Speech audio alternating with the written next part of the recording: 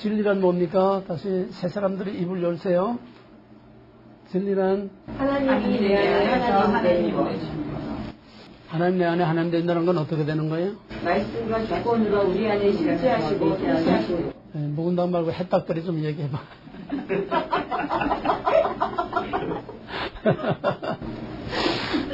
이렇게 줄줄 나와야 돼. 이렇게 하나님이 내 안에 하나님 되신다는 말은 어떻게 한다는 거예요?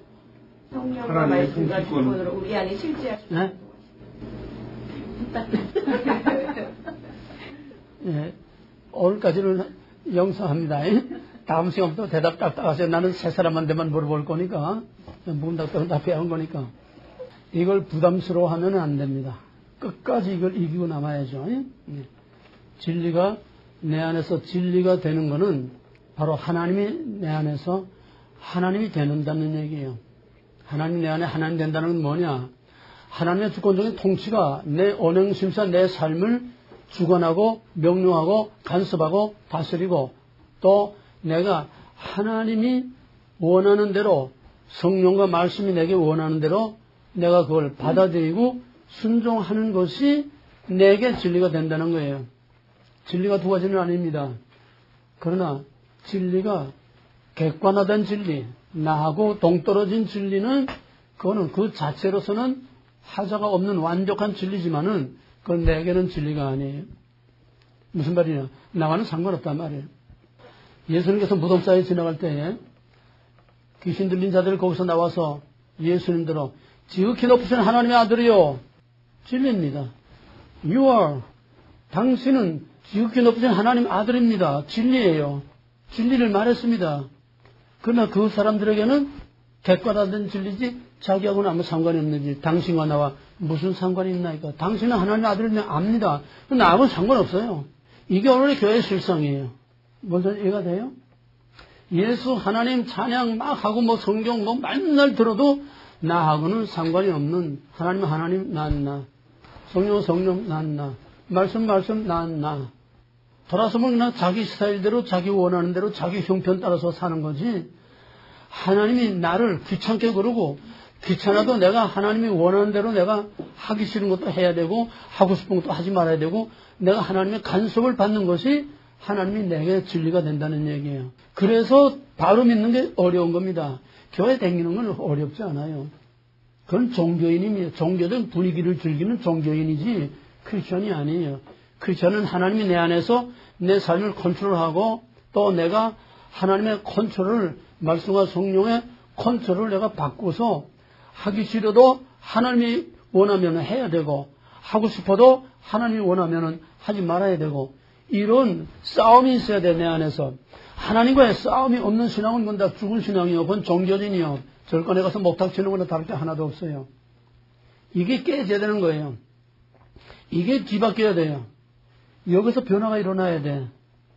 진리가 내게 진리가 되느냐, 하나님이 내게 하나님 되느냐, 말씀이 진짜 내게 말씀이 되느냐, 성령이 내게 진짜 참 성령이 되느냐, 이거는 실질적인 삶에 우리가 언행, 심사, 우리의 피부로, 우리의 삶으로, 우리의 감정으로, 우리의 모든 것으로 직접 도전받고, 도전하고, 서로 부딪히고, 갈등하고, 싸우고, 이런 갈등과 싸움이 없고, 씨름이 없으면은, 그거는 죽은 신앙이야. 영적으로 죽은 신앙이야.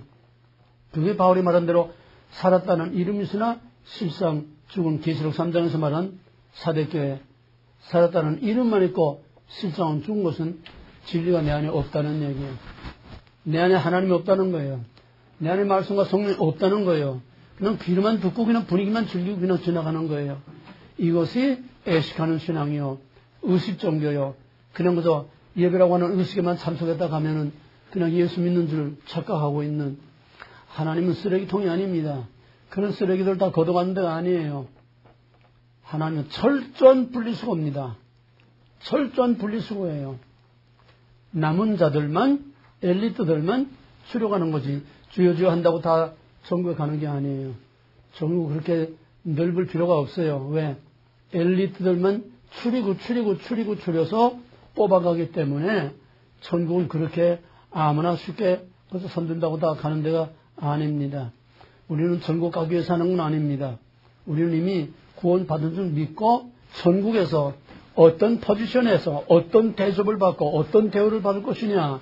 우리의 보상을 위해서 엘리트가 되기 위해서 구원도 부끄러운 구원이 있고 당당한 구원이 있고 영광스러운 구원이 있고 자랑스러운 구원이 있고 정말 영광의 멸류관을 쓰는 생명의 멸류관을 쓰는 그런 구원도 있고 겨우 문턱에 간신히 들어가서 변속한 청소를 하는 지옥이나 겨우 면한 부끄러운 구원도 있고 우리는 그런 구원 받기 위해서 하는 건 아닙니다. 우리는 주님 옆에 영광의 보좌에 12보좌 위에 그 옆에 우리가 가서 그 앞에 앉기 위해서 이런 특별한 훈련을 하는 거고 또 그러기 위해서 우리가 그런 훈련과 능력을 받아야만 그런 남은 자로 끝까지 이길 수가 있습니다. 그러므로 여기에 여러분이 부름받았다고 하는 것은 보통 부름받은 건 아닙니다. 진리란 바로 영원히 변치 않는 것, 무엇에서도 영향을 받지 않는 것, 진리란 오직 진짜는 하나밖에 없다고 하는 것. 비슷한 건 진짜가 아니에요. 사입이 진짜가 아닙니다. 섞인 건 진짜가 아닙니다. 철저하게 구별된 유일하고 영원한 그건 바로 하나님과 하나님의 말씀밖에는 없습니다. 그래서 그 진리를 바로 알고 바로 만나고 그 진리를 내 안에 가지고 산다는 것이 그렇게 쉬운 일이 아닙니다. 그 다음에 이제 우리가 믿는 하나님은 어떤 하나님이냐. 신앙은 모든 종교는 그 대상, 그가 무엇을 믿느냐는 대상이 중요하잖아요. 산에 가서 산신, 바다에 가서 바다신, 이것도 믿고 저것도 믿고 무엇을 믿느냐. 모든 사람들은 의존적인 존재, 중요한 단어는 다 세이브해야 돼요. 그리고 여기서 쓰는 용어는 전부 내가 여기서 사용하는 용어들을 써야지. 저 바깥 동네 이 얘기들을 하면 안 됩니다. 뭐 은혜니 뭐 무슨 이런 얘기 하면 안 돼요. 여기서 쓰는 전문 용어들만 써야 됩니다. 그러니까 그걸 세이브해 둬야 그게 나오지.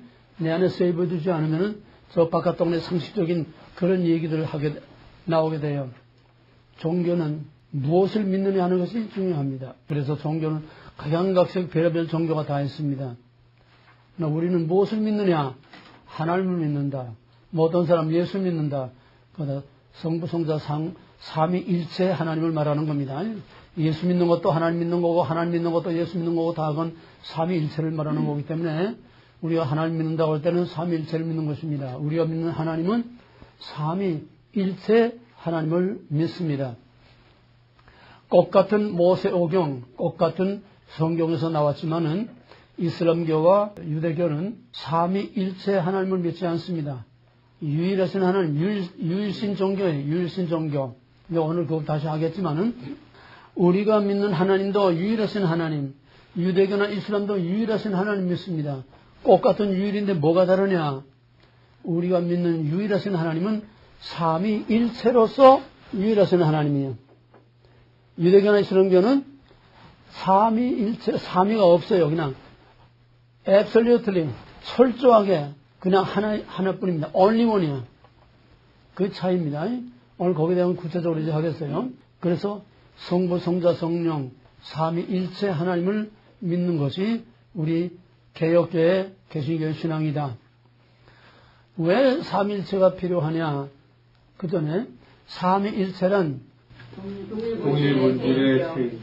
삼위일체란 동일본질의 세. 삼위일체란 동일본질의 세. 입 벌려서 하세요. 삼위일체란 동일본질의 세. 예, 입 벌리는 건 아직 마음이 안 열린 증거예요. 삼위일체란 동일본질의 세. 예, 삼위의 관계는 구별되되 비분리, 비분할, 비분할. 예, 이건 생각해서 하지 말고 입으로 나와야 됩니다. 입으로 자꾸 몇십 번 하면은 입으로 저절로 나와요. 우리가 주기도문 할 때 생각하고 하는 게 아니고 사도신경 할 때 생각하고 하는 게 아니에요. 입으로 다 그냥 저절로 나옵니다. 딴 생각해도 그냥 나와요. 그런 식으로 해야 됩니다. 우리가 좀 하는 거는 매번 애호라는 거, 반복하는 거, 복습하는 거는 그런 식으로 그냥 입으로 나와야 돼. 삼위의 관계는 구별되되 비분리, 비분할, 비분할. 네, 거기에 대한 설명은 하지 않겠습니다. 그냥 삼위일체란 뭐냐? 동일본질의 세 인격. 또 삼위일체, 삼위의 관계는 뭐냐? 구별되되 비분리, 비분할, 비혼합. 섞일 수도 없고 분할될 수도 없고 또 무엇이 무엇에 흡수될 수도 없고 혼합될 수도 없는 이건 특별한 신관입니다.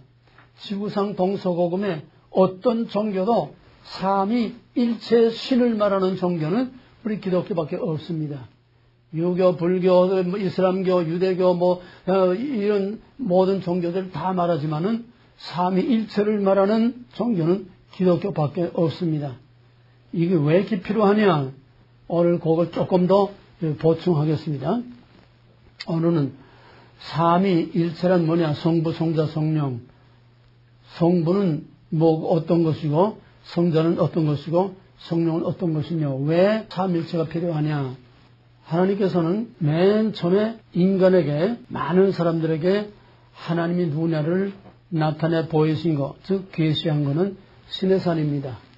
그전에는 아담에게, 아브라함에게, 모세에게 이렇게 개별적으로 나타났지만은 큰 민족 앞에 공개적으로 나는 이다 이렇게 자신을 공개적으로 공개하고 계시한 것은 시내산에 강림하신 하나님이 가장 처음이라고 할 수 있습니다.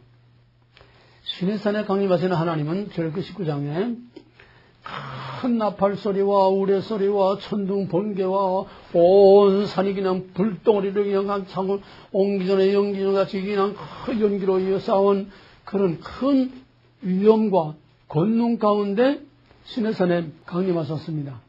사람들이 여호와께서 거기서 모세와 말씀하실 때에 그 음성이 너무나 우렁차서 천둥소리도 그냥 절로 가라. 그냥 가슴이 쩌렁쩌렁 울리고 무섭고 두렵고 떨려서 온 백성들이 그냥 땅에다 머리를 쳐박고서는 무서워서 바바바바바바 떨고 모세더러 여호와께서 친히 말씀하지 마시고 당신을 통해서 간접적으로 말씀하게 하옵소서. 우리가 무서워서 못 견디겠습니다.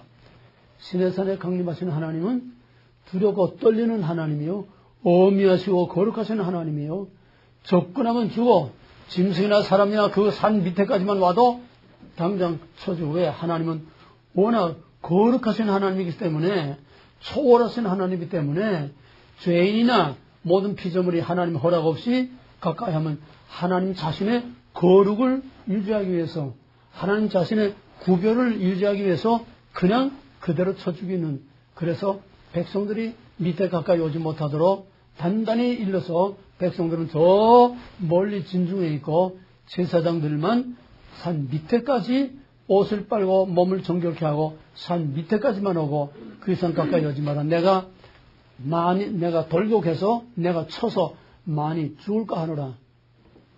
접근을 부러워하는 초월하신 하나님, 접근을 부러워하시는 거룩하신 하나님, 존귀하시고 영광스럽고 큰 권능과 위엄과 권세를 가진 하나님, 그 하나님 시내산에 강림하신 그 하나님의 모습이 한마디로 초월하신 하나님, 이 바로 성부 하나님입니다.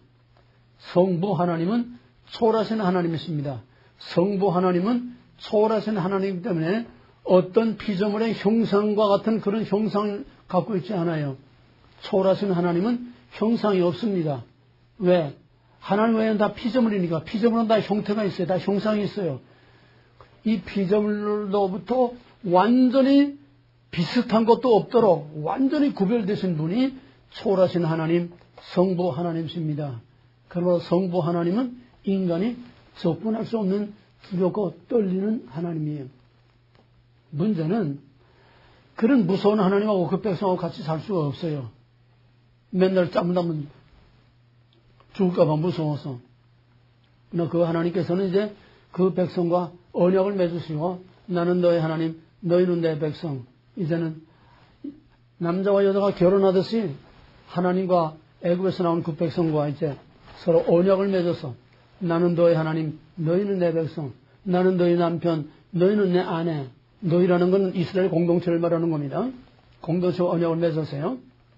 그래서 이제는 웨딩, 거기서 피로서 언약을 맺고 그 다음에 웨딩 파티까지 했습니다. 시내산 중턱에 그 백성들의 대표 70인의 장로들이 올라가서 하나님 앞에서 먹고 마시고 그건 하나님이 불렀으니까 초청을 했으니까 백성의 대표 70명이 시내산 중턱까지 올라가서 여호와 앞에서 먹고 마시며 거기서 잔치를 했습니다. 이제 웨딩 파티가 다 했으니까, 그 다음에는 결혼식하고 피로인까지 다 하면 그 다음에 어디로 가야 돼요? 응? 이제 신방으로 들어가야지? 그러니까 이제는 내가 무서운 하나님으로 이 신의 산에만 있어가지고는 내가 너희 하나님 노릇하지 못하고 너희 왕 노릇 못하고 너희가 내 백성 노릇 못하고 항상 무서워 벌벌 떨기만 해서는 안 되니까 이제는 서로 언약을 맺고 아내와 남편과 같은 이런 언약을 맺었으니까 내가 너희 가운데 들어가서 내가 왕 노릇하면서 너희가 죽지 않게 내가 너희 가운데 내려가서 낮아져서 백성들 가운데 낮아져서 내려가서 백성들 가운데 함께 살면서 내가 너희를 다스리고 너희를 보호하고 너희와 함께 살겠다. 그러니까 내가 너희 가운데서 같이 살 수 있는 내 집을 지어라. 그게 뭐지? 그게 뭐예요? 그게 뭐예요? 성막. 그게 성막이에요. 성막. 하나님의 집. 하나님이 스스로 자기 백성이 죽지 않도록 스스로 낮아져서 그 백성들 가운데 내려오신 낮아져서 그들 가운데 계시는 이걸 내재하시는 하나님이라고 합니다. 내재. 이 한자예요. 우리들 가운데 계시는 하나님, 내재하시는 하나님, 초월하신 하나님만으로는 인간과 어떤 커뮤니케이션을 가질 수 없고 인간과 어떤 관계를 가질 수 없어. 너무나 이 갭이 크기 때문에 접근할 수 없기 때문에 그래서 하나님이 스스로 낮아지셔서 그 백성들 가운데 내려와서 그 백성들과 함께 살면서 그 백성들에게 친히 말씀하시고 그 백성들을 다스리시고 그 백성들과 주고받는 예배와 제사를 드리고 하나님이 낮아져서 그 백성들 가운데 내려와서 그 백성들과 함께 사는 그 낮아지신 하나님을 우리는 내재하시는 하나님이라고 이렇게 말합니다. 바로 시내산에 강림하신 하나님은 초월하신 하나님, 그 초월하신 하나님은 성부 하나님을 나타내는 것이고 그 다음에 백성들 가운데 그 천막에 내려와서 낮아져서 백성들과 함께 사는 그 낮아지신 하나님, 백성들 가운데 함께 사시는 내재하시는 하나님을 우리는 성자 예수로 보는 겁니다. 또 성자 예수는 항상 우리와 같이 사는 게 아니고 예수는 어디 왔어요? 예수는 어디에 계셨어요? 예수님이 어디에 있어서 실제로? 예수님이 어디에 사셨어요? 팔레스타인에 살지 않았어요. 그러니까 거기에 사는 옆에 있는 사람밖에 못 봐. 그잖아요. 우리는 예수님이 있는지 없는지도 몰라. 그러니까 언제 어디에나 우리와 같이 하실 수 있는 성령을 우리에게 보내주신 겁니다.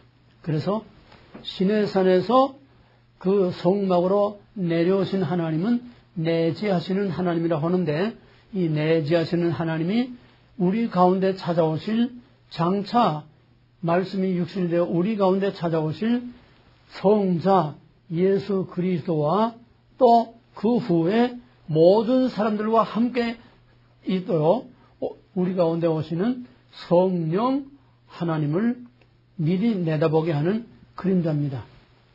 그래서 그들 가운데 하나님이 함께 계시다는 증거가 뭐냐? 그 텐트가 하나님이 거기 계시다는 증거예요. 그래서 증거막이라고 이렇게 말합니다. 증거궤, 증거막, 증거판, 돌판, 언약궤, 그 텐트, 그거는 하나님이 그 백성들 가운데 거기 와 계시다는 거예요. 상징입니다. 이해가 되세요? 그렇다고 해서 하나님이 하늘 보좌를 비워두고 내려온 게 아니에요. 하나님은 시간과 공간의 구하를 받지 않습니다. 이건 어디까지나 장차 오실 예수 그리스도와 장차 오실 성령을 가시적으로 미리 보여주는 그림자요 상징입니다. 그래서 시내산에 어떤 문제가 있을 때마다 항상 텐트와 지성소와 언약궤와 돌판과 그거는 전부 하나님이 거기 계시다는 증거예요.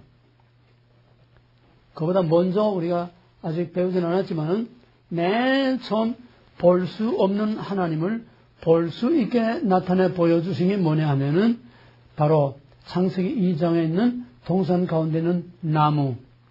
그 나무는 볼 수 없는 하나님이 거기 계시다는 상징이고 증거입니다. 오늘 그거는 깊이 버리지 않겠어요. 나중에 이제 할 거니까.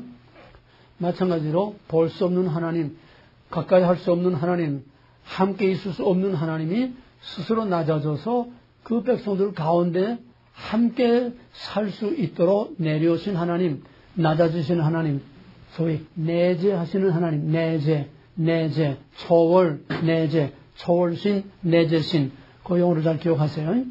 내재하시는 하나님을 우리에게 보여주는 증거가 바로 텐트, 성막이요, 언약궤요, 지성소요, 돌판이요. 이건 다 상징입니다. 그 돌판이 하나님이 아니에요. 천막이 하나님이 아니에요. 예, 그 언약궤가 하나님이 아니에요. 그렇게 되면 그게 우상이 되는 겁니다. 상징입니다. 하나님 거기 계시다는 하나의 증거요, 상징입니다. 그래서 항상 하나님이 거기 계시다는 증거가 뭐냐? 그 위에 하나님이 임재하실 때는 그 해막 위에 불기둥, 낮에는 구름기둥, 밤에는 불기둥, 항상 그 불기둥과 구름기둥이 거기에 함께 있음으로써 하나님이 초월하신 하나님이 죽지 않도록 내재하시는 성자와 성령으로 거기에 와 머물러 계시다고 하는 증거가 바로 그 성막 위에 머물러 계시는 불기둥과 구름기둥입니다. 그래서 민수기에서 광야 40년 동안 불기둥과 구름기둥이 움직이면은 백성들이 다 천막을 걷어가지고 또 따라가고 어디든 가서 거기 멈춰서 움직이지 않으면은 1년이고 3년이고 10년이고 거기에 그냥 머물러 있고 항상 불기둥과 구름기둥이 인도하는 대로 따라간 것이 광야 40년 민수기의 40년 생활입니다. 이게 내재하시는 하나님이 그 백성과 함께 가는 증거가 바로 성막 또 거기 불기둥과 구름기둥입니다. 이것이 이제 장차 때가 참에 상징으로 보여줬던 하나님의 임재, 상징으로 나타났던 하나의 상징과 그림자로 가시로 나타났던 불기둥과 구름기둥과 그 성막이 바로 이제는 상징이 아니고 그림자가 아니라 이제는 진짜 하나님이 오신 거예요. 그래서 시내산에 내려오신 하나님, 해막과 성막과 불기둥과 구름기둥으로 내려오신 하나님은 어디까지나 상징입니다. 그 진짜 하나님이 아니에요. 예? 불기둥, 구름기둥, 성막 그게 하나님이 아니에요. 하나님이 거기 와 계시다는 상징입니다. 그러나 이제는 상징이 아니라 진짜 하나님이 말씀이 육신되어서 볼 수 없는 하나님이 볼 수 있는 사람의 모양으로 오셨어요. 그게 바로 예수 그리스도이십니다. 그래서 시내산의 성막에 내려오신 하나님, 불기둥과 구름기둥으로 그들 가운데 함께 계신 내재하시는 하나님은 바로 초월하신 하나님은 가까이 할 수 없기 때문에 장차 오실 성자와 성령을 미리 내다보게 하는 거다. 바로 여기서 삼위일체라는 게 필요합니다. 왜? 초월하신 하나님만 계시면은 감히 접근을 할 수가 없어요. 유대교의 하나님은 제사만 드렸지 하나님과 커뮤니케이션, 하나님과 함께 동거하고 사는 이런 하나님과의 릴레이션십이 없어요. 관계가 없어요. 유대교는. 열심히 그저 율법을 지키고 그저 제사만 지내면 되는 거지 하나님과의 인격적인 관계가 없어. 왜? 감히 접근을 불허하는 하나님하고 어떻게 인격적인 관계를 가집니까? 같은 모세오경에서 나온 이슬람의 알라라는 건, 그건 알라, 야외 다 같은 뿌리에서 나온 건데, 그 알라라는 이름, 뜻은 뭐냐 하면은, 무서워 떨떨떨떨떨 떤다는 얘기예요. 알라스는 무서워서 벌벌벌벌 떤다는 뜻이에요. 왜? 그들은 초월신만 있고, 유대교나 이슬람교는 초월신만 있고, 그들 가운데 내려오신, 낮아지신 내재신이 없어요. 왜? 삼일체를 믿지 않고 삼일체를 인정하지 않으니까 두려워 떨리는 하나님만 있을 뿐이에요. 여기서 오는 문제가 뭐냐? 초월하시는 하나님만 계시면 물론 하나님의 능력이 제한이 되는 건 아닙니다. 하나님의 능력은 뭐든지 다 할 수 있지만은 초월하신 하나님만으로서는 우리가 구원받을 수가 없어. 즉 죄인이 가까우면 죽어. 접근을 불허하는 하나님이시죠. 그러므로 초월하신 하나님만으로는 우리가 구원받을 길이 없어. 무슨 말이냐? 우리가 하나님께 가까이 나갈 수가 없다는 거예요. 여기서 문제가 오는 겁니다. 여기서 초월신만 있는 유일신 종교인 이슬람교와 유대교는 초월신, 유일하신 하나님만 있기 때문에 인간이 하나님께 접근할 수가 없어. 하나님과의 어떤 릴레이션십을 가질 수가 없어. 기껏해봐야 제사 지내는 것밖에 없어. 그럼 어떻게 해야 되느냐? 하나님이 그 백성들에게 찾아와서 함께 살지 못하니까 그들이 자기의 행위에 선을 쌓고 행위에 공로를 쌓아서 하나님께 벽돌장 쌓았듯이 사다리 놓고 올라가듯이 하나님께 올라가야 돼. 하나님 내려오지 않으니까. 무슨 말이야? 쉽게 말하면은 지난번에도 말했지만은 어떤 사람이 등산객이 깊은 계곡에 빠졌어. 올라올 수 없어. 어떻게 해야 그 사람이 살 수 있죠? 암만 소리 질러도 올라와. 이렇게 올라와. 암만 떠들어봐야 안 돼. 이게 율법주의입니다. 이렇게 해라 저렇게 해라. 그래가지고는 이렇게 해라 저렇게 하는 율법만 가지고는 거기서 기어 올라와서 하나님 손에까지 올라올 수가 없어. 율법 가지고는 안 돼. 그럼 어떻게 해야 돼? 레스큐 구조대가 헬리콥터 줄을 타고 그 깊은 계곡에 거기까지 내려가서 그 사람을 끌어안고 올라와야 그 사람을 구원할 수 있습니다. 그게 뭐냐? 내재신. 우리 가운데 내려오시는 하나님이 내려와서 우리를 이끌고 올라가야 우리가 구원받는 거지. 인간의 힘으로, 인간의 공로로, 인간의 어떤 수고와 노력과 지식과 연구와 인간의 어떤 수단 가지고 결대로 그 사망의 깊은 골짜기에서 스스로 기어 올라올 수가 없어. 인간의 행위로는 하나님 앞에까지 기어 올라와서 구원받고 살 길이 없어요. 인간의 힘으로는 절대로 구원받을 수 없고 하나님께 가까이 나갈 수 없습니다. 오직 하나님께서 내려와서 내재신 내려와서 우리를 끌어올려고 건져주셔야 우리가 구원을 받. 그래서 삼위일체 종교가 아니고는 절대로 구원이 없다는 거예요. 이제 이해가 됐어요? 기독교만이 구원이 있다는 말이 여기서 나오는 겁니다. 그래서 기독교는 독선적인 종교일 수밖에 없어요. dogmatic theology, 이 조직신학, 교회와 기독교 우리 개신교의 이 교리를 dogmatic theology라고 하는데 이 dogmatic이라는 말은 또 다른 말로 하면 독선적인 거 아니에요? 타협과 용납을 다른 걸 용납하지 않은 absolutely 오직 삼위일체 하나님이 믿음으로서만 내재하시는 하나님이 내려와서 우리를 건져주시고 끌고 올라가야 우리가 구원받을 수 있는 거지. 죄인이 하나님 앞에 갈 수도 없고 우리가 율법을 따라서 이렇게 행하라 저렇게 하라 율법에 하라는 대로 행위 가지고 우리가 구원받을 수 없다는 얘기예요. 이게 제일 중요한 겁니다. 왜 삼일체가 필요하냐? 삼위일체 즉 우리 가운데 낮아지시고 내려와서 우리를 건져줄 내재신이 없는 그 종교는 절대로 구원의 길이 없다는 거예요. 이거 확실히 이해가 돼야 됩니다. 왜 우리가 기독교를 믿어야 되느냐? 우리가 왜 삼일체 하나님을 믿어야 되느냐? 그냥 막연하게 해도 추상적으로 하나님 그냥 그따위 하나님은 유대교 하나님이나 알라신 하나님이나 다를 게 하나도 없어요. 확실한 삼위일체를 알고 믿어야 우리가 확실히 구원받을 수 있는 겁니다. 그 삼일체란 뭐냐? 초월하신 하나님, 어미하시고 전능하시는 하나님, 성부 하나님과 또 적군을 불허하는 그런 하나님이 친히 사람이 되어서 사람의 모양으로 우리 가운데 내려와서 우리를 끌어올려서 건져주시는 바로 성자, 성령, 삼일체에서 초월하신 하나님은 성부 하나님, 내재하시는 하나님은 뭡니까? 성자와 성령입니다. 성자와 성령. 근데 성자 예수는 내려와서 십자가에서 우리를 구속하시고 다 이루었다. 그러면 끝바이 시작에 나고 올라갔어요. 그리고 우리 가운데는 어떤 하나님이 계십니까? 성령 하나님이 계시는데 내재하시는 뭐라고요? 내재하시는 우리 가운데 내재하시는 하나님은 뭐라고? 성자와 성령입니다. 항상 성자와 성령은 우리 가운데 내재하시는 하나님이기 때문에 떨어질 수가 없어요. 우리를 떠날 수가 없어요.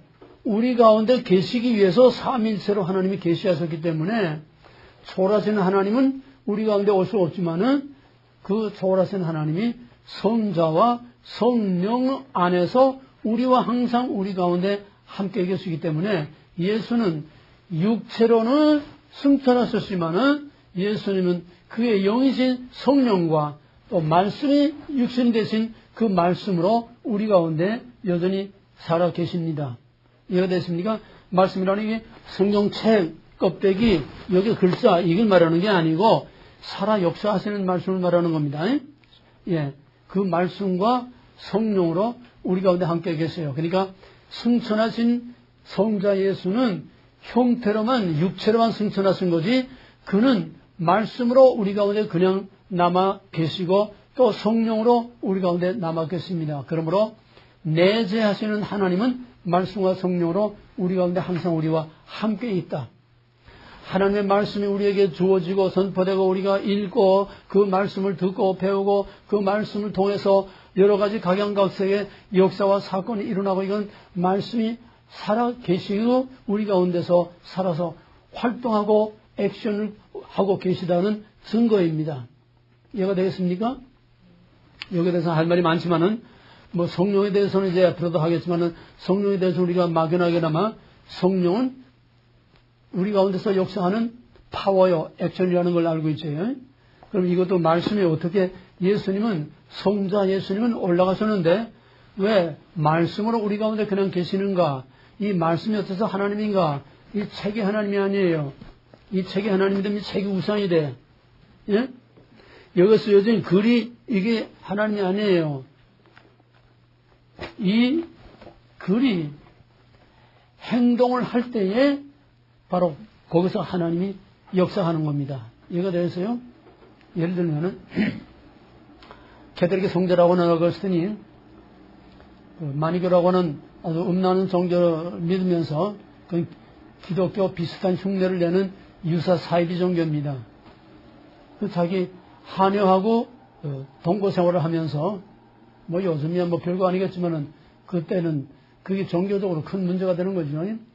한여하고 동거 생활을 하면서 음란한 생활을 하고 있었는데 밖에서 애들이 줄넘기를 하면서 성경책을 펴봐라, 성경책을 펴봐라. 진짜 그랬는지 하나님이 성령으로 그렇게 노래소리로 어거스틴의 귀에 들리게 했는지는 모르겠어요. 그 소리를 듣고서 무심코 사입이지만 성경을 가지고 있었으니까 성경을 딱 폈는데 로마서 11장 33절 밤이 깊고 딱 거기에 눈이 간 거예요. 성경을 폈는데 성령이 말씀과 함께 역사하신 겁니다. 이해가 되겠어요? 딱 펴고서 눈이 딱 거기 갔는데 밤이 깊고 낮이 가까웠으니 그러므로 술 취하지 말며 방탕하지 말며 음란하지 말며 낮이와 같이 단정히 행하여 그게 딱 눈에 들어오는데 그냥 거기서 번개와 같은 벼락을 맞은 거예요. 성령이 함께 역사합니다. 말씀과 성령은 같은 내재신이기 때문에 항상 함께 역사하지. 말씀 없는 성령 푸닥거리, 성령 없는 말씀 신학적 무슨 쪽 하는 이건 빈 껍데기, 교리주의, 율법주의, 교리만 있고 지식만 있고 의식 종교 그냥 제사나 예배나 드리는 그러니까 말씀과 성령은 절대로 분리될 수 없어. 왜? 우리 가운데 와 계시는 성자와 성령이세요. 이해가 됩니까? 성자는 육으로는 올라갔지만은 말씀으로 우리 가운데 말씀이 육신되어 계신 분이 육신으로는 갔으나 그 말씀이 우리 가운데 그냥 계시다는 얘기예요. 그래서 항상 우리 가운데 내재하시는 하나님은 말씀과 성령으로 우리 가운데 우리를 떠나지 않아 버리지 않아 구속의 날까지 하나님 앞에 가는 그날까지 말씀과 성령으로 우리 가운데 계시면서 불기둥과 구름기둥으로 그 백성과 함께한 것처럼 말씀과 성령으로 내재하시는 하나님이 항상 우리 가운데 함께 계시면서 우리를 가르치고 깨우치고 책망하고 우리를 가이드하고 인도해주고 이것이 말씀과 성령이 항상 함께하는 것입니다. 그러므로 삼위일체에 내재하시는 하나님은 말씀과 성령, 성자와 성령이기 때문에 성자와 성령, 말씀과 성령은 분리될 수가 없어요. 삼일체, 삼위의 관계, 다시 한번. 삼위의 관계는 동일 본질의 동일본질의 성격, 그건 삼일체고, 구별되되 비분리 비분할. 예, 삼위의 관계는 구별되되 비분리, 비분할, 비혼합, 서로 섞일 수 없고 분리될 수 없어. 성자와 성령, 성부는 우리 가운데 친히 와 계시진 않지만은 삼위일체이기 때문에 성자와 성령이 우리 가운데 계시는 것처럼 성부 하나님, 초월하신 하나님도 우리 가운데 형태상으로 물리적으로는 가까이 못하지만은 삼위일체는 한 하나님이기 때문에 동일본질 한 하나님이기 때문에 항상 우리 가운데 함께 계십니다. 요한복음 예수님께서 요한복음은 특히 이 삼일체에 대해서 아주 명확하게 말하고 있는데 아버지와 나는 하나이다. 내가 홀로 있는 것이 아니라 아버지께서 나와 함께 계신다. 항상 예수님은 아버지와 아들과 성령이 함께 있다는 것을 항상 말하고 있었어요. 삼위가 분리될 수가 없어요. 그러나 우리는 초월하신 하나님은 볼 수 없고 가까이 할 수 없기 때문에 바로 성령과 말씀으로 우리 가운데 세상 끝날까지 함께 계시다고 하는 것. 이 꼭 삼위일체로 우리에게 계시되고 삼위일체로 우리에게 알려져야 하는 그 이유는 두 가지입니다. 첫째는 이 세상 다른 어떤 신도 셋이면서 하나이고 하나이면서 셋인 이런 신과는 지구상 동서고금 어느 시대 어떤 종교도 셋이면서 하나이고 하나이면서 셋인 신은 없어요. 오직 우리 기독교만이 성부, 성자, 성령 삼위일체 하나이면서 셋이고 셋이면서 하나인 동일본질의 세인격. 이게 독특한 신관입니다. 우리만이 알고 있고 우리만이 갖고 있는 독특한 신관.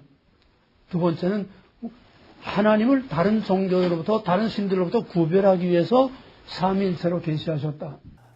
삼위일체가 아니면은 우리의 구원이 이루어질 수 없다는 거예요. 왜? 내 자신이 없기 때문에. 우리 기독교에서 무엇보다 제일 우선하고 무엇보다 제일 정확히 알아야 될 거는 우리가 믿는 하나님이 어떤 하나님이냐. 왜 삼위일체 하나님이라야만 되느냐. 왜 삼위일체 하나님이 없으면 구원이 없느냐. 이건 여러분이 오늘 정확하고 확실하게 알아야 됩니다. 이슬람과 유대교는 왜 구원이 없습니까? 저희들 구원 다 있다고 그러는데 왜 구원이 없어요? 성령이 없어요. 내재하시는 하나님이 없기 때문에 내재하시는 하나님 삼일체를 믿지 않고 인정하지 않기 때문에 그들은 저희들이 그 암벽을 타고 기어 올라가서 구원받아야 구원받는 거지. 누가 구원해 줄 자가 없어. 올라와. 이렇게 저렇게 율법. 이렇게 저렇게 율법으로는 구원받을 자가 없다고 바울이 입이 닳도록 한 말이 바로 이겁니다. 행위로는 구원받을 수 없는 행위로냐 믿음으로 은혜로 구원받는 것이냐. 하나님의 은혜로 구원받는 거지 우리의 행위로 구원받는 게 아니라는 거예요. 그래서 삼위일체가 아니면은 절대로 구원을 받을 수 없다는 얘기입니다. 초월하신 하나님과 내재하신 하나님, 이거를 여러분들이 정확하게 확실하게 알고 이것을 확실하게 붙들고 왜 삼위일체가 아니면은 안 되고 왜 삼위일체로 계시하셨고 왜 삼위일체가 아니면은 구원이 없는가. 이건 누구에게나 확실하게 대답해 줄 수 있어야 됩니다. 네, 오늘은 그것만 할 수 없기 때문에 얘기하자면 뭐 끝도 없이 많지만은 그 다음에 우리 카이로사 크로노스 교재 나온 거 있죠. 고대 헬라인들은 시간을 세 가지로 생각을 했습니다. 시간을 세 가지로 생각을 했어요. 아이언이 뭐냐면은 영원한 시간이에요.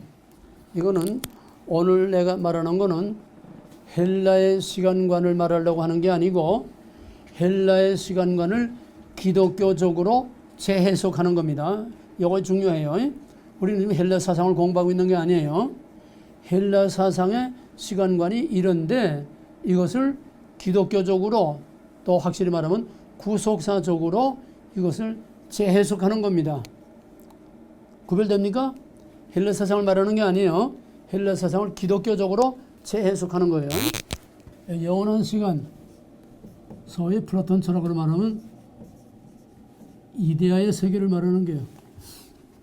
나중에 얘기할 시간이 있습니다. 두 번째는 크로노스. 이거는 소위 흔히 세월이 간다, 세월이 흘러간다. 세 번째로는 아이온 크로노스 카이로스. 아이론 크로노스 카이로스. 다 같이 5번 시작. 아이온 크로노스 카이로스, 아이온 크로노스 카이로스, 아이온 크로노스 카이로스, 아이온 크로노스 카이로스. 예. 아이언이라는 것은 영원한 시간입니다. 또 크로노스라는 것은 그냥 흘러가는 시간입니다. 이게 뭐냐?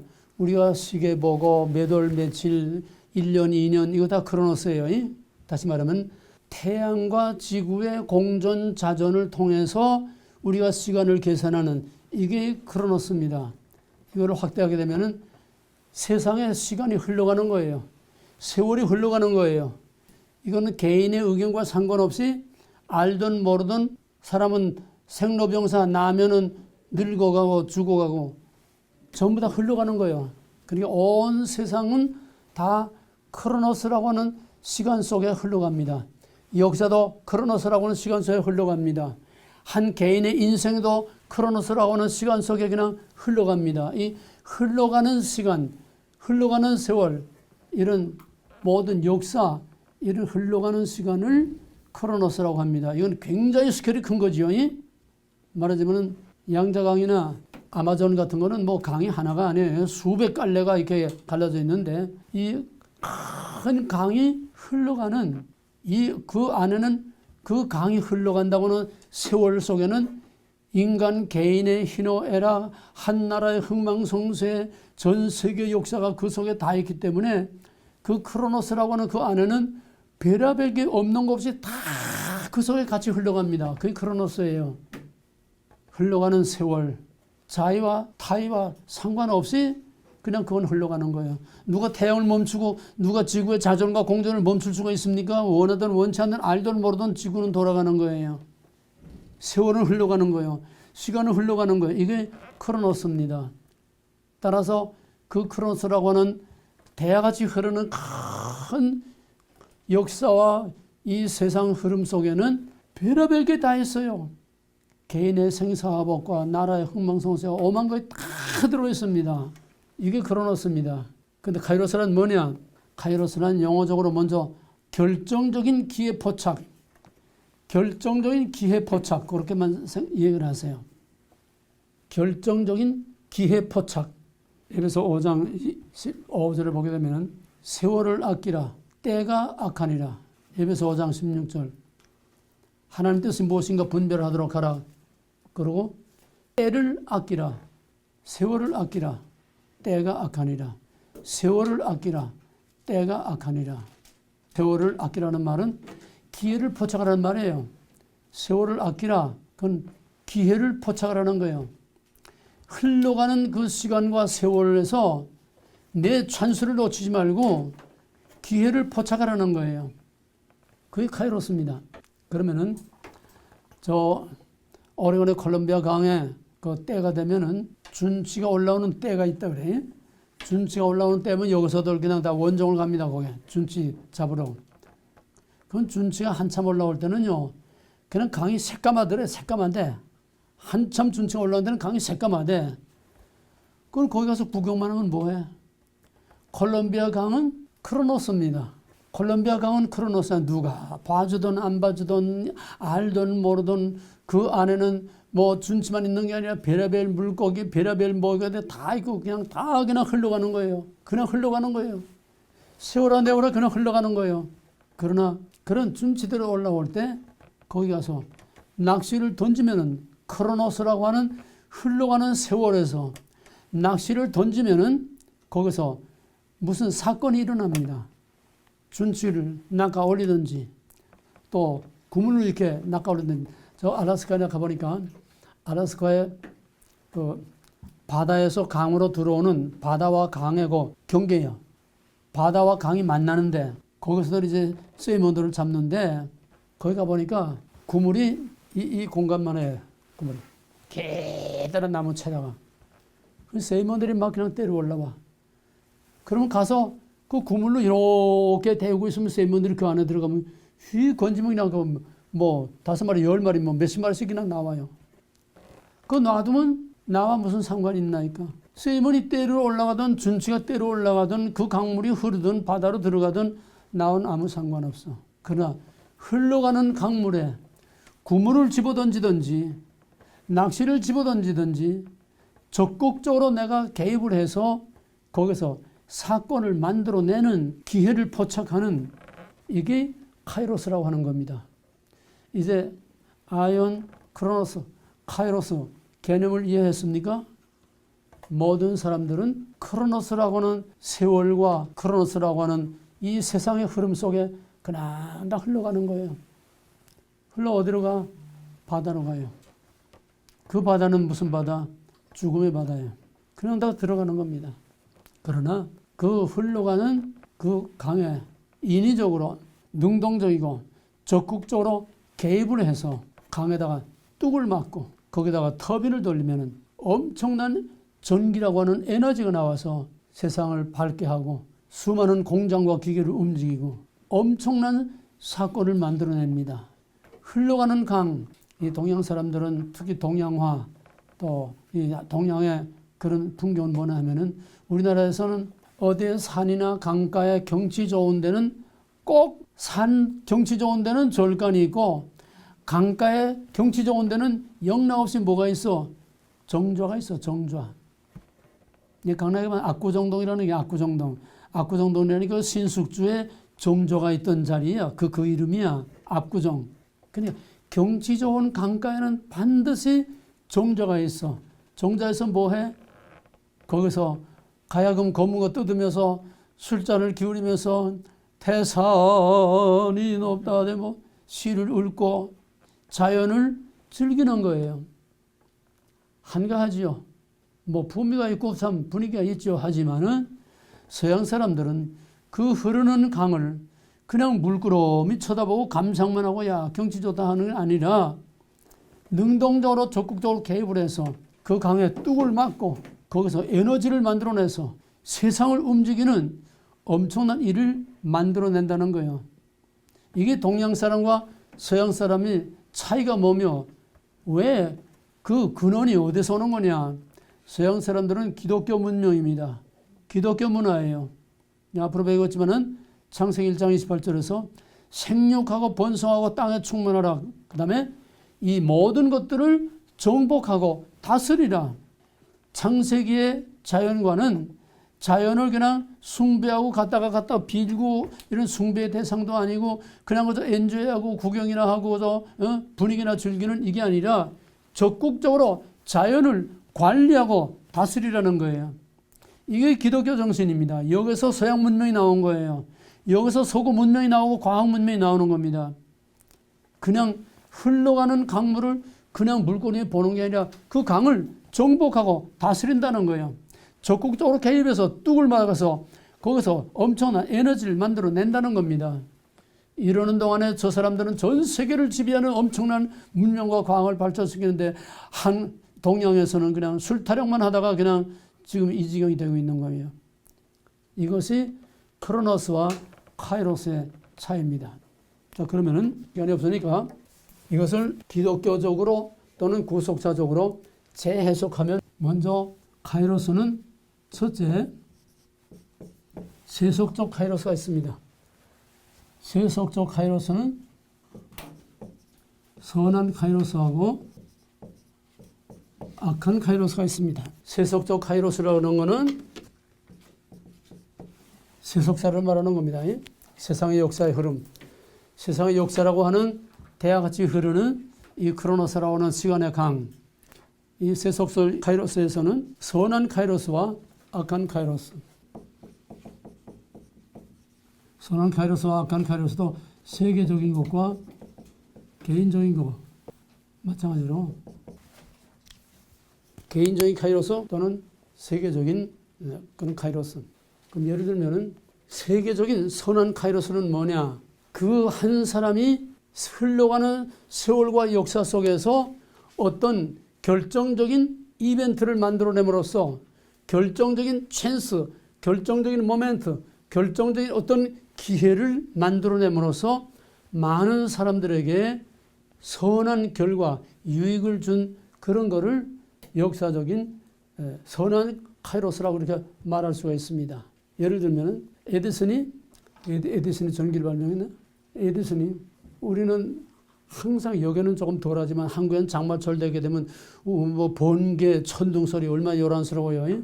그건 한국에만 보는 게 전 세계가 거의가 다 번개 치고 그냥 비가 오고 우레소리가 나고 이건 다 크로노스입니다. 누구나 다 보고 수천 년 동안 다 보면서 지내온 거예요. 그런데 에디슨이라는 사람이 그 벼락 치는 걸 보고서 우연히 그냥 크로노스로 보고 지나가는 게 아니라 그걸 낚아챘어요. 번개를 낚아챘다는 얘기예요. 저걸 이용해서 우리가 뭐 이용할 수 없을까? 결국 플러스 마이너스라는 원리를 통해서 번개가 왜 치느냐? 플러스 마이너스가 스파크 되니까 번개가 치는 거다. 그래서 전기를 발명해가지고 바로 플러스 마이너스의 원리로 이 세상을 엄청나게 유익이 모든 사람들에게 줬습니다. 에디슨 한 사람이 크로노스라는 역사에 개입해서 거기서 자연현상의 당연한 다 보고 넘어가는 그 자연현상 속에서 거기서 카이로스를 낚아챈 거예요. 그래서 전기라는 걸 발명해서 상상할 수 없도록 전 세계 수많은 인류에게 엄청난 유익을 줬습니다. 또 주전자의 물, 우리 맨날 뭐 주방에서 뭐 하게 되면 조금 잘못 냄비가 그냥 푹 끓어 넘치잖아요. 주전자에 물이 펄펄펄펄 끓고 김이 나는 걸 보고서 그건 흔히 누구나 다 보고 지나가는 건데 무관심하게 다 지나가는 크로노스입니다. 그런데 유별나게 남들이 다 무심코 보고 지나가는 그런 평범한 크로노스 속에서 야, 이거 뭐 펄떡펄떡 하는 거 보니까 이게 뭔가 파워가 있는 거다. 이 파워를 이용할 수 없을까? 강물에 뚝을 막아서 에너지를 만들어내는 거나 평범한 자연현상에서 펄떡펄떡 맨날 끓는 거 보대는데 그걸 딱 낚아채가지고서 결국 전기기관차라고 하는 에너지를 거기서 만들어냈다는 거야. 이것이 온 세계 많은 사람들에게 유익을 줄 수 있는 공적인 카이로스입니다. 공적인 카이로스. 그 밖에도 개개인으로 개인의 선한 카이로스. 내게 유익이 되고 남에게 유익이 될 수 있는 그런 결정적인 그런 기회와 찬스를 만들어낸 그런 얘기들은 얼마든지 있습니다. 인류의 역사는 이런 창조적인 카이로스를 창출해내는 이런 사람들에 의해서 오늘의 문명과 오늘의 인류의 역사가 만들어져 온 겁니다. 그 다음에 이렇게 말하면 복잡하니까 그냥 간단하게 선합을 합시다. 그 다음에는 악한 카이로스가 있어요. 악한 카이로스라는 건 뭐냐? 그 어떤 사람의 결정적인 행동 하나로 인해서 엄청난 많은 사람들에게 악을 끼치는 악한 카이로스가 있어요. 뭐 너무나 잘 알고 우리가 더 뭐 이를 곱을 필요도 없죠. 칼 막스라는 사람 한 사람이 악한 원리를 만들어냄으로써 얼마나 지구상에 수많은 사람들이 피를 흘리고 학살을 당하고 죽게 됐습니까? 칼 막스는 악한 카이로스입니다. 그 사람 하나가 역사를 그냥 다 뒤흔들어 놓고 수많은 사람을 희생시켰어요. 스탈린 한 사람이 7천만 명을 학살시키는 무시무시한 악한 카이로스를 그가 만들어냈습니다. 모택동이 6천만 명, 월남이 크메르루츠가 공산화되고 나서 150만 명을 죽이고 월남이 호지밍이 월남 공산화되고 나서 600만 명을 죽였어. 모택동이 6천만 명, 이게 다 나치가 600만 명의 유태인을 학살시키는 이게 한 사람의 악한 카이로스로 말미암아 온 세계 인류가 엄청난 고통을 당하는 이런 악한 카이로스가 있습니다. 뭐 그런 예들은 수없이 많아요. 오늘 우리 한국에도 선한 카이로스도 하나님이 주셨고 악한 카이로스도 주셨어요. 지금 한국 왜 이렇게 몸살을 앓습니까? 북한의 김정은과 핵 때문에 몸살을 앓지 않습니까? 김정은은 하나의 악한 카이로스가 세상을 다 흔들어 놓고 있어요. 지금 슈퍼 아메리카 미국도 막 뒤흔들고 있어요. 한국에 문재인이가 나타남으로써 한국 역사를 다 몽땅 뒤엎어놔서 우리가 상상할 수 없는 엄청난 고통을 지금 가져오려고 하고 있습니다. 악한 카이로스 하나가 얼마나 세상을 뒤흔들어 놓고 얼마나 많은 사람들에게 고통을 주는 하는 것은 우리가 역사에서 일이다 셀 수가 없어요. 마찬가지로 역사 속에서 선한 카이로스로서도 말한다고 하면은 우리나라의 박정희라는 사람 하나가 우리는 5천년의 지긋지긋한 가난이라고 하는 크로노스 속에서 굶는 것이 그저 보릿고개 때 그냥 풀뿌리 뜯어먹고 나무껍질 벗겨먹고 저 퉁퉁 부어서 죽고 독올라 죽고 이게 연례 행사였어요. 여러분은 잘 기억 못할 거예요. 연례 행사였습니다. 특히 호남 쪽에 더 심했죠. 그건 우리 그저 당연한 것처럼 크로노스. 의뢰의 그르려니 보릿고개가 되면 먹는 게 떨어지니까 의뢰의 그르려니 다 체념하고 살았어요. 근데 박정희라는 사람은 아니다. 흐르는 강물을 막아서 에너지를 만들자. 마찬가지예요. 이 흘러가는 가난이라고 하는 지긋지긋한 가난을 이걸 끊어버리고 우리도 좀 잘 살 수 있는 나라로 뒤엎어보자. 한 사람의 카이로스로 역사에 적극적으로 뛰어들면서 우리도 잘 살 수 있다. 왜 남의 나라는 저렇게 잘 사는데 우리는 왜 이렇게 맨 꼴에 비해서 살아야 되느냐. 남의 나라는 저렇게 평안하고 저렇게 잘 사는데 왜 우리는 이렇게 굶주리면서 퉁퉁 부어서 풀뿌리 뜯어먹고 불퉁 주워서 죽어야 되느냐. 우리도 잘 살 수 있다. 사람의 의식을 바꿔놨어요. 생각을 바꿨어요. 모든 행동을 바꿨어요. 라이프 스타일을 바꿨어요. 그래서 오늘 배가 불러서 오히려 저렇게 딴수를 피는 저 정도 지경까지 불과 3, 40년 만에 세계 10대 경제 대국을 이루는 엄청난 카이로스를 만들어낸 겁니다. 한 사람의 선한 카이로스가 오늘 한국을 세계 최밑바닥에서 세계 10대 경제 대국으로 끌어올리는 한 사람의 카이로스. 그렇게 만들어 놓은 거를 한 사람의 카이로스가 다 뒤엎어서 북한처럼 이제 다 같이 굶어 죽게 만드는 공산화 하려고 지금 저렇게 혈안이 되고 있어요. 정치 얘기하자는 게 아니에요. 한 사람의 카이로스가 어떤 역할을 끼치느냐. 교회에 한 사람 잘못 들어오면 그 교회가 풍지박산 납니다. 교회 목사 하나 잘못 들어오면 그 교회 평안하고 잘 가던 교회가 풍지박산 납니다. 이 바닥에서도 남쪽 북쪽에서 큰 교회들 후임 목사 와서 교회 깨지고 교회 분란이 일으키지 않은 교회가 거의 없어요. 후임 목사가 와서 그냥 교회가 깨지고 들러오고 뒤엎어지고 한 사람이 잘못 들어오면 세상이 이렇게 바뀌고 한 집안에 며느리 하나 잘못 들어오면 그 집안 풍지박산이 나요. 근데 한 집안에 며느리 하나 잘 들어오면 그 집안이 세상이 바뀌어. 아프리카 선교 갔던 청년이 있는데 선교 갔다 오면서 새까만 사람 하나 데리고 와서 자기 아내래. 나 여자하고 결혼할 거래. 요즘만 같아도 그래도 한국이 많이 국제화됐으니까 조금 낫지만은 뭐 몇십 년 전에 30, 40년 전에 그때 더더구나 시골에서 있을 수 없는 일이에요. 예? 그것도 뭐 러시아 정도나 돼도 모르는데 뭐 집안이 온 동네가 난리가 났죠. 근데 이 청년은 선교사로 나가서 거기서 선교사 같은 동력을 하던 선교사하고 결혼해서 왔는데 뭐 부끄러움이 뭐해서 하나님 앞에. 근데 이 까만 여자가 완전 영어권이니까 나가서 영어 강사로 나가서 돈을 벌어 들여오는데 시골에서 밥도 제대로 못 먹고 가난하던 이 집안이 이 까만 여자 때문에 살판이 났어. 예? 돈을 얼마나 잘 벌어오는지.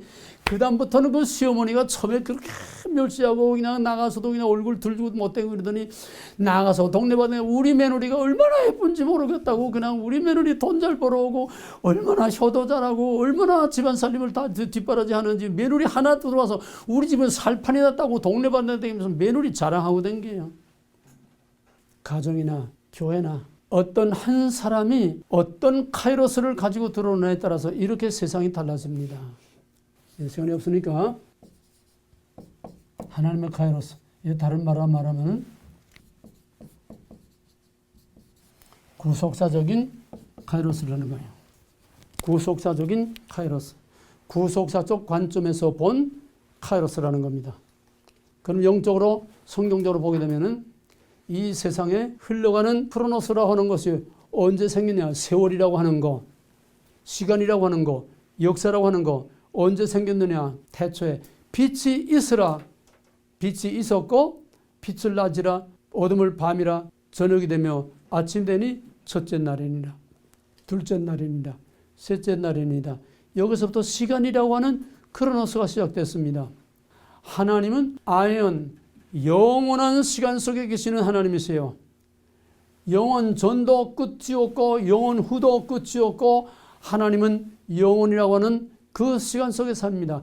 헬라 사상에는 하나님이 없어요. 그래서 이건 기독교적으로 재해석하는 겁니다. 기독교적으로 우리가 구속사적으로 재해석할 때에 아이언은 하나님의 영역, 하나님의 시간이다. 영원 전부터 영원까지 계시는 하나님의 시간, 이게 아이언이다. 그러면은 빛이 있으라. 첫째 날, 둘째 날, 셋째 날. 크로노스가 아이언에서 나왔어요. 하나님에게서 나왔습니다. From God. 인간의 역사와 시간은 하나님에게서 나와서 빛이 있으라. 역사를 창조하신 그때부터 크로노스라고 하는 세월, 시간, 역사가 나왔습니다. 하나님이 아무것도 없는 거기에 하나님이 개입하심으로 크로노스라고 하는 이 만물을 창조했고 해와 달과 별과 1년, 2년, 3년 시간과 역사를 만들어냈고 크로노스는 하나님의 아이언에서 나왔습니다. 그 다음에 하나님의 카이오스란 뭐냐? 인간의 역사에 하나님이 개입하실 때에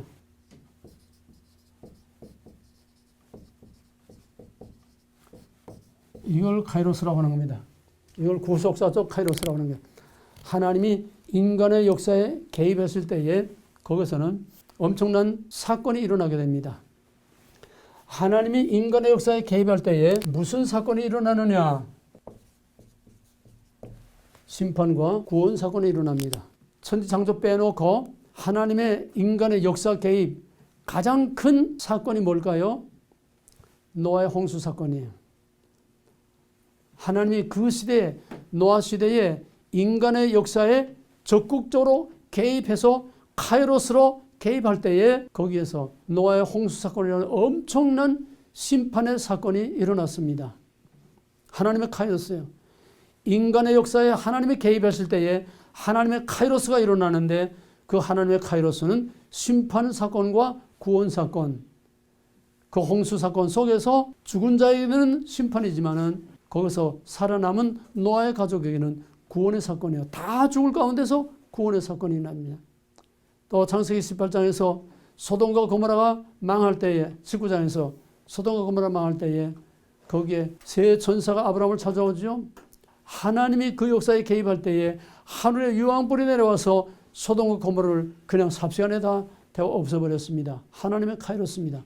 인간의 역사에 하나님이 개입하실 때는 심판과 구원의 사건이 일어난다. 애굽에 400년 동안 노예 생활하던 그들에게 하나님께서 모세와 함께 그 애굽의 역사에 개입할 때에 거기서 10가지 재앙이라고 하는 엄청난 사건이 일어났고 짐승이나 사람이나 다 초음난 거 다 죽어나가는 엄청난 사건이 일어났고 심판의 사건과 함께 거기서 또 약속된 아브라함의 자손들을 이끌어내는 구원의 사건, 심판과 구원의 사건, 출애굽 사건은 하나님의 애굽의 역사에 개입한 거고 하나님의 아브라함의 자손의 역사에 개입한 하나님의 카이로스입니다. 하나님의 카이로스는 인간의 역사에 심판과 구원을 가져온다. 그 다음에 아까도 말한 성막, 그것도 하나님의 카이로스입니다. 자기 백성들 가운데 내려오신 하나님. 그건 장차 나타날 것의 그림자라고 그랬어요. 그건 뭐냐?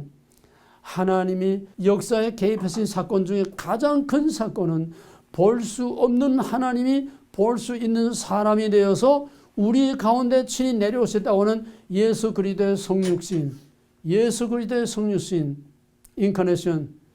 그거보다 더 큰 하나님의 카이로스는 없습니다. 인간 세계에 그가 오심으로 죽을 수밖에 없는 모든 인간들을 구원하게 되는 엄청난 구원 사건이 일어나게 된 겁니다.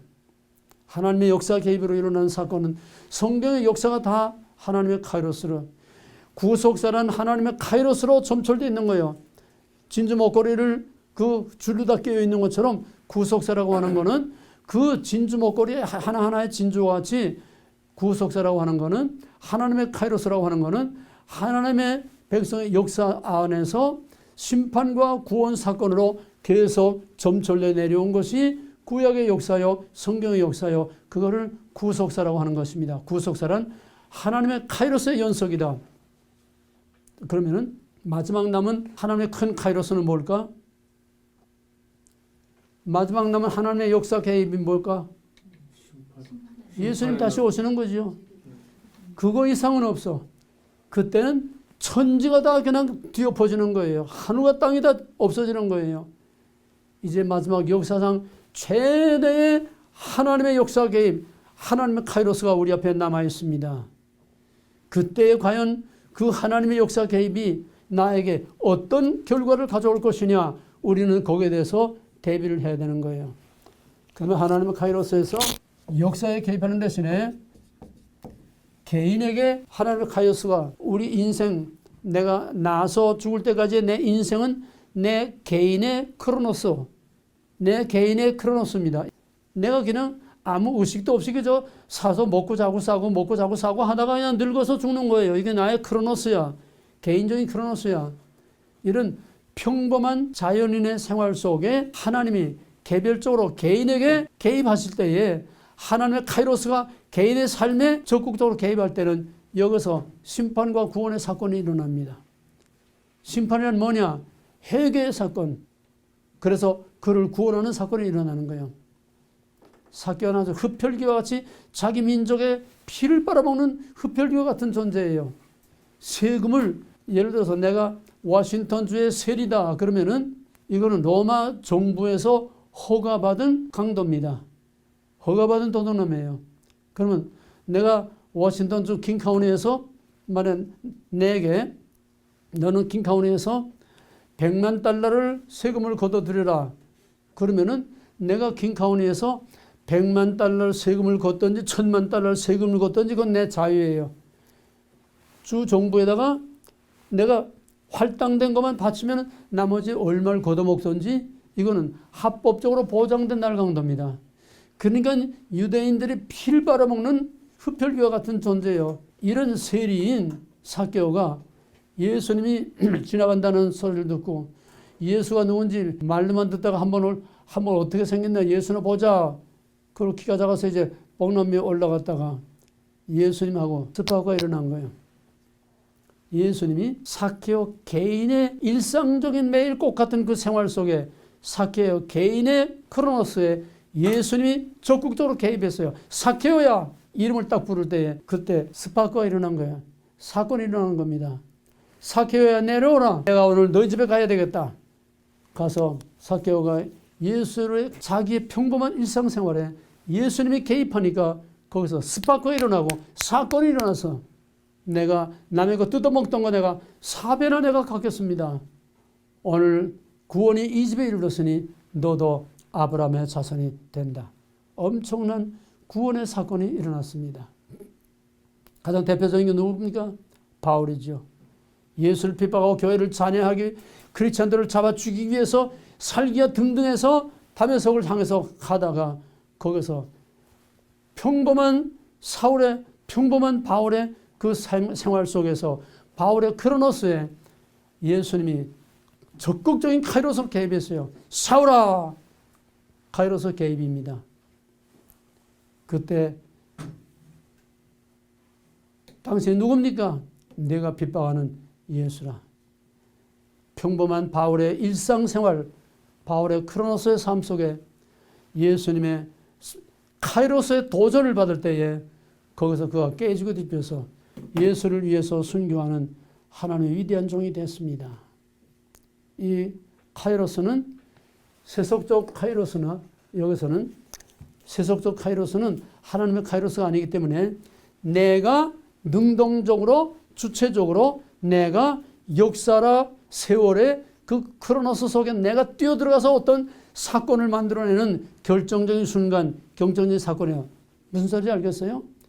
세속적 카이로스는 내가 어떤 일에 적극적으로 뛰어들어서 나로 말미암아 나와 또는 다른 사람에게 어떤 전환점을 가져올 수 있는 그런 결정적인 사건을 일으키는 그런 것이 세속적인 카이로스지만은 하나님의 카이로스는 내가 하나님의 역사에 개입하는 것이 아니라 내가 하나님의 역사에 뛰어드는 게 아니라 하나님의 카이로스의 도전을 받을 때에 내가 주여 나를 떠나서서 나는 죄인으로소이다.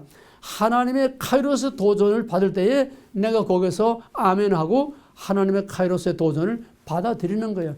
하나님의 카이로스는 우리가 수동적인 입장에 있습니다. 언제나 받아들이는 입장에 있어요.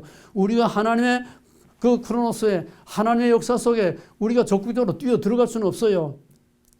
오직 by God, for God, in God, from God to God.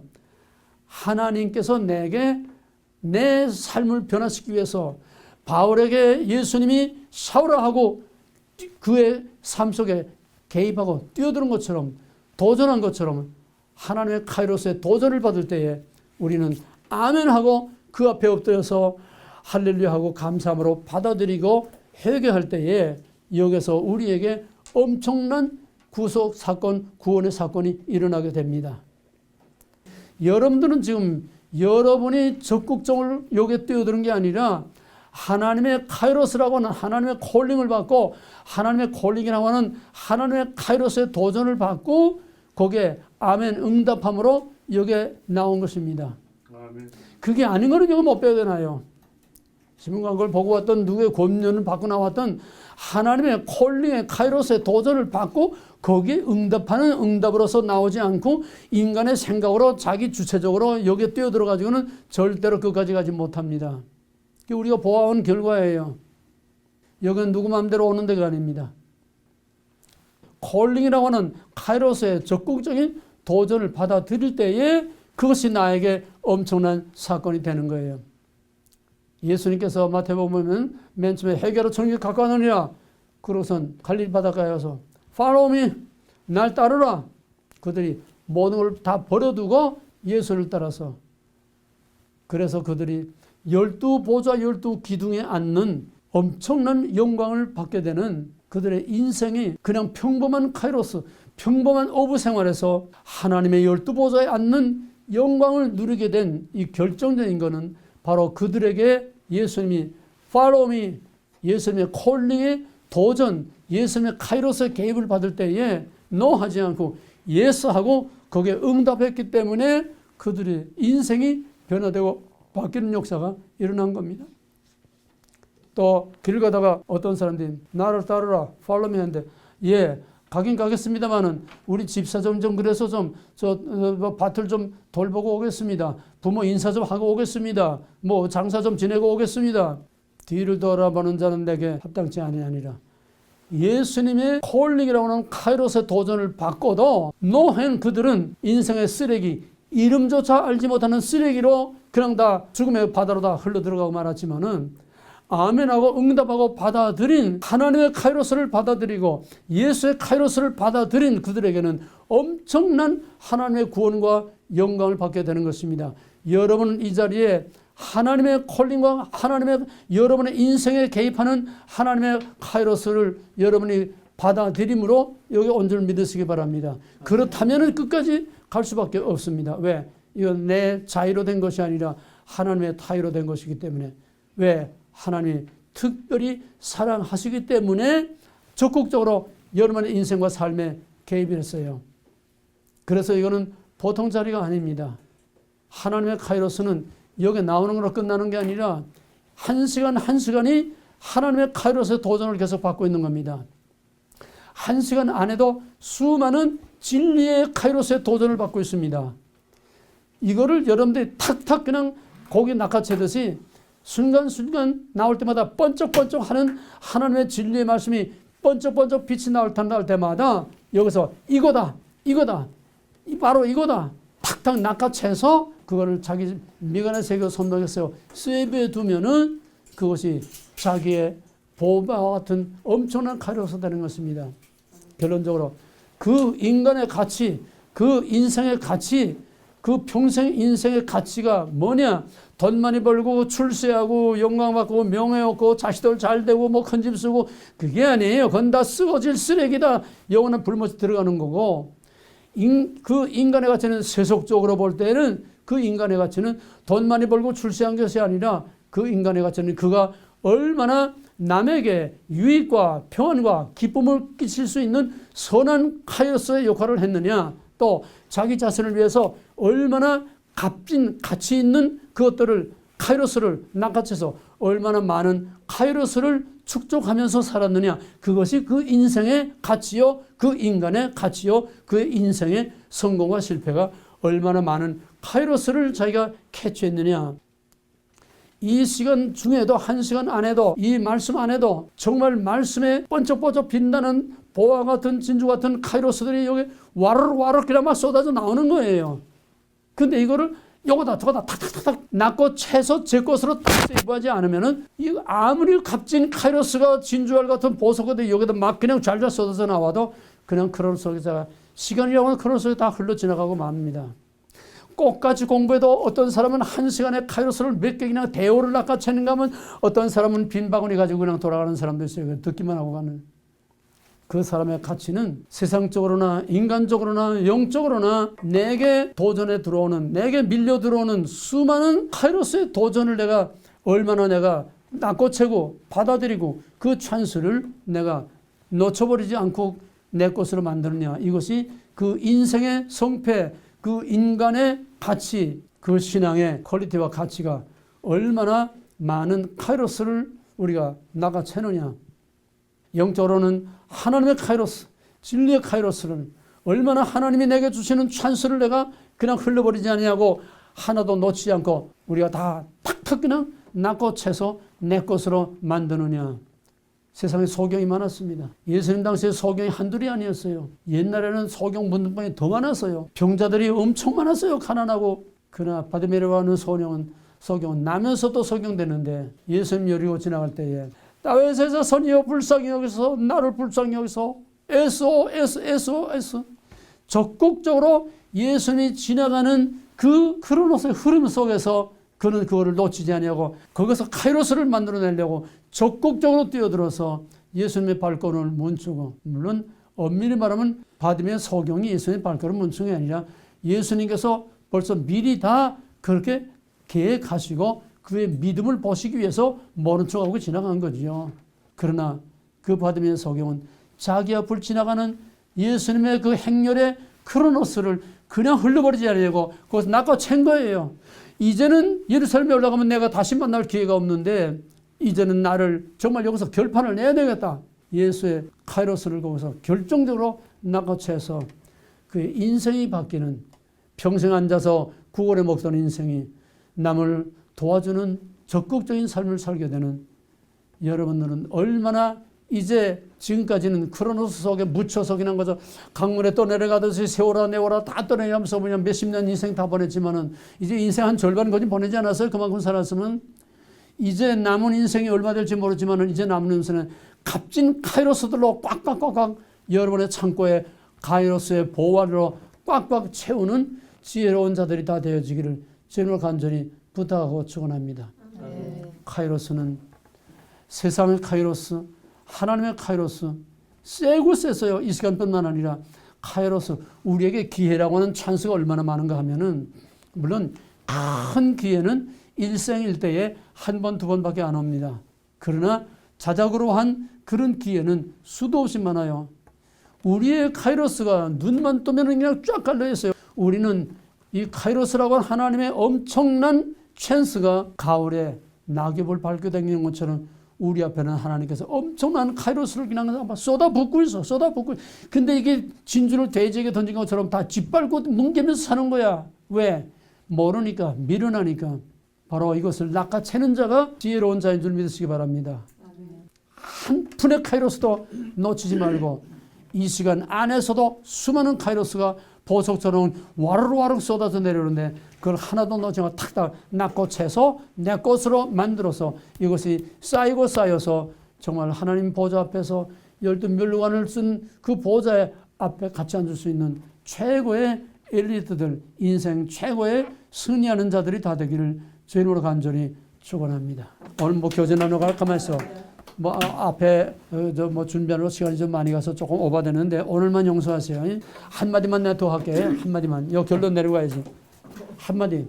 1분이면 돼. 개인의 평범한 크로노스에 하나님의 아이온의 하나님의 카이로스가 바울처럼 바디메 서경처럼 또 사케오처럼 하나님의 카이로스가 개인의 평범한 크로노스의 삶에 개입하고 끼어들 때에는 회개와 구원의 사건이 일어난다. 그건 뭘 의미하느냐?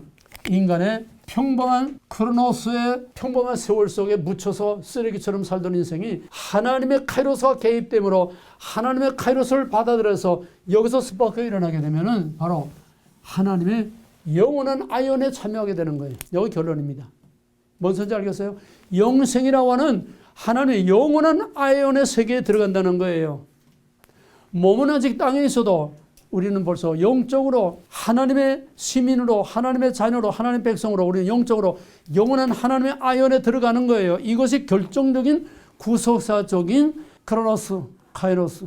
여기 결론이 있는 겁니다. 이 마지막 결론을 잘 이해하시기 바랍니다. 예.